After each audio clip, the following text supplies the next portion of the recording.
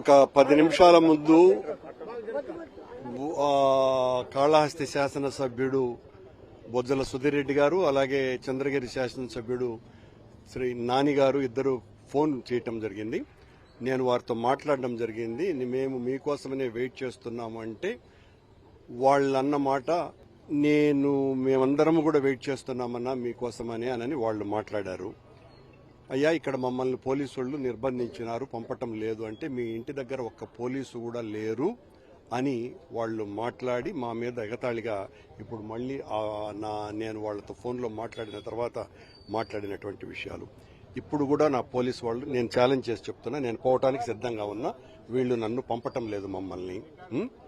ఈ రకంగా వాళ్ళు పత్రికల ముందర నాకు ఫోన్ చేసి నేను ఫోన్ ఎత్తనేమో అని అనుకొని నేను చెప్పినటువంటి మాటల్ని నేను అలా పిరికితనమన్నది నా రక్తంలో లేదు.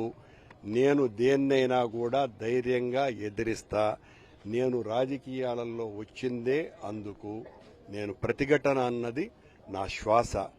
నేను తప్పు చేస్తే అట్ ద సేమ్ టైం ఏ శిక్షకైనా నేను సిద్ధంగా ఉన్నా. నేను చెప్పినటువంటి ఆ మాట మీద కట్టుబడి ఉన్నా. మా ఇంటి చుట్టూతా పొద్దటి నుంచి పోలీసులు పహారా కాస్తున్నారు. పహారా కాసినటువంటి వీళ్లను దాటి పోయే పరిస్థితి ఇక్కడ లేదు. వీళ్ళందరూ కూడా మమ్మల్ని అడ్డుకున్నారు. కానీ మీ ఇంటి దగ్గర ఒక్క పోలీసు కూడా లేడు అని వాళ్ళు మాట్లాడుతున్నారు. నిజానికి మమ్మల్ని ఇప్పుడు పోతున్నాం, పోలీసు వాళ్ళు అడ్డుకోరేమో చూద్దామని.